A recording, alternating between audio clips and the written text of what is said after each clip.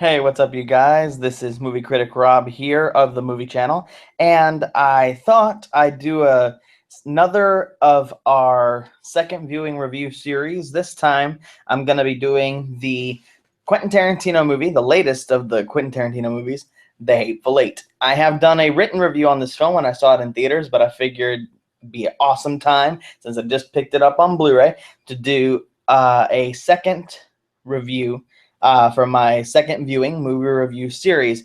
Honestly, before we get started, disclaimer, my hair's a little messy. I think I should change my channel to Messy Hair Movie Reviews because every review I'm either just come home from work or something causes my hair to go nuts. I mean, I always say that I comb my hair in the morning and God decides at the end of the day what it's going to look like.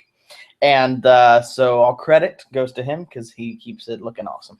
Anyway, so The Hateful Eight, Quentin Tarantino's latest movie, his eighth movie as well, is, I gotta say, it's one of those films, and I said this in my written review. A lot of what I'm going to say was said in the written review, but I wanted to put it in video format because my view on this movie didn't change. However, now, because of this movie, I had seen some more of the Tarantino films, and now I'm starting to see not faults, but just the stylistic nuances that are in more than one Tarantino project. I also own Django Unchained, which, sorry, but I think that's the best of the Tarantino films that I've seen thus far. I haven't seen the Kill Bill movies and a bunch of other ones, but of these two, Django Unchained just has a drive and a sense of just vigor that is just amazing. But anyway, so let's talk about The Hateful Eight. The Hateful Eight is a movie that is a character-driven film. I talked about in my review of Batman v Superman, Dawn of Justice with John DiGregorio, of how there's really two kinds of films. There's character-driven film, and there is a story-driven film. I prefer character-driven because a story will work itself out, and the movie should hinge on the interest level, meaning how interesting are your characters. And this is one of those movies that does that in spades because all of the players, each one of the members of the Hateful Eight, let me see, it's on the bottom. It has all of the members of the Hateful Eight: Samuel L. Jackson's character, Kurt Russell's character, Jennifer Jason Leigh's character, Walton Goggins, Damian Bichir, Tim Roth. Keep forgetting his name because I now, because I've seen this movie, all I want to say is Oswaldo Mowbray, Michael Madsen, and Bruce Dern, which form the Hateful Eight. Every one of these characters is just a joy to see how they react to each other on screen. Now, if you know anything about this movie, it starts out on the outside, but most of this movie is spent inside what is known as Minnie's haberdashery. And Minnie's haberdashery is where this whole thing goes down. And if you know anything about a Quentin Tarantino movie, the haberdashery experiences some action. But one thing I will say about the Tarantino films, even though there's a lot of action in them, because it's undeniable, there is just a lot of action in them.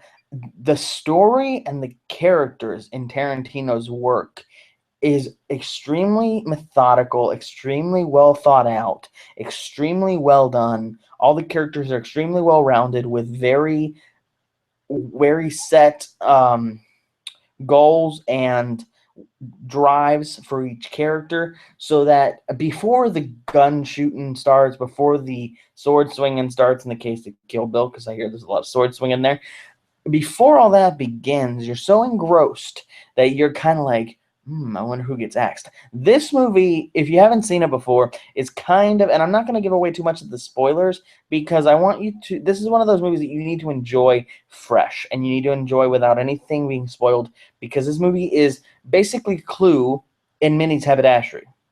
It is one of those movies, and I loved it watching it in the theater because not only was it beautifully shot and the characters were just great to watch and had really good chemistry one with the other, the whole movie for a viewer is trying to figure out who is the culprit here. because, and I'm going to give you the non-spoiler plot. It's basically this.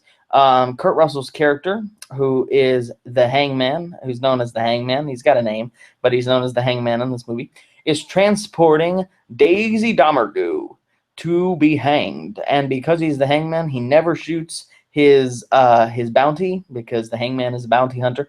He says that, or as the people such as Samuel L. Jackson's Marcus, Colonel Marcus, say, when the Hangman catches you, you hang.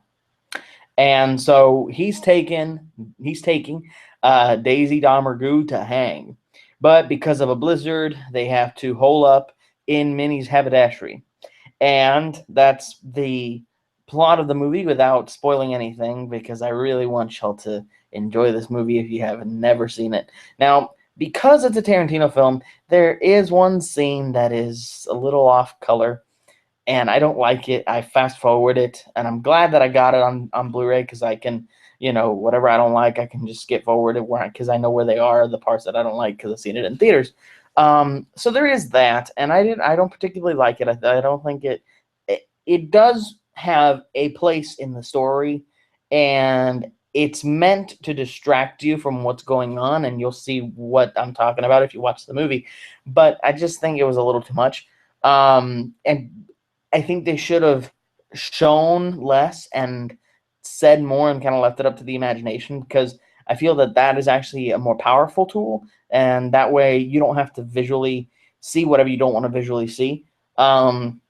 But other than that, the movie is superb. It's one of those movies where Tarantino is a lover of film. This movie was shot in the glorious 70 millimeter format. And the sweeping vistas you get before you get inside Minnie's haberdashery are just tremendous. Like, you get this snowy landscape. But even though when you're inside the haberdashery, I think the wide scope of the film, the way they shoot the film, keeps it large, but at the same time you feel the crampedness of it, and you feel the intensity of it, which I think is great. The great Ennio Morricone does the score for this film, and there's a great story. If you can find it's one of the Quentin Tarantino interviews for this movie. He tells the story of how Ennio Morricone got involved with this movie, which I thought was kind of funny, and it actually won an Oscar for Ennio Morricone's work on The Hateful Eight, which honestly was well deserved, because the music in this movie is pretty intense, and it keeps you on the edge of your seat from the very beginning of the film. Like I said, the characters are fantastic, and one thing I was going to say about Tarantino's work, which I saw in Django Unchained as well, which is, I think, the only other. Oh no, and I saw Pulp Fiction, and it is present in Pulp Fiction as well. He winds you up. Now, none of the other two that I mentioned are like this one, meaning they're not like a Clue type film where you're trying to figure out the killer. But he does this great thing where he winds you up. He winds up the story. He winds up the characters, and then he gives you like a 15-minute scene, like a breather. And he does that here by doing some explanation, which, again, I want to not give anything away, because this is one of those movies that I want you to experience for yourself, brand new. But he gives you a breather. He does the same thing in Django. After Django gets caught after a big gunfight, and he gives you like this breather, and then all of a sudden it's back, and you're in the action, and you're in the end of the action, and it's just brutal, and it's awesome, and it's like guns, fight, and just, and it's classic Tarantino. So I like that. I like that his pacing, the way he paces his films, is awesome. The way he edits his films. I know, I don't think he's his own editor, but whoever he gets to edit his films, and what comes out in the Tarantino projects is a very polished, a very concise, and his movies are long. I think this one and Django Unchained are 2 hours and 45 minutes, but it doesn't feel that long, because you're so engrossed in the characters, you're so engrossed in the story, you're so engrossed in everything that's going on that you don't really feel the time passing by. And I think that's a strength that Quentin Tarantino has.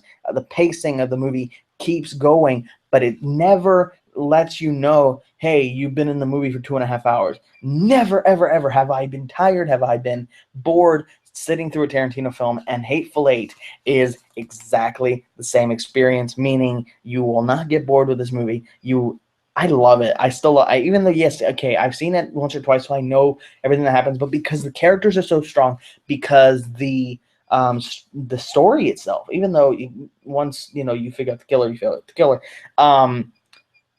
it's still so good that it warrants a second, third, fourth, fifth viewing. If not only to just see the beautiful cinematography, which I'm going to give you a little taste, because they in this edition, which I bought, they have like a little, it's like a fold out, and it gives you a shot of the outside.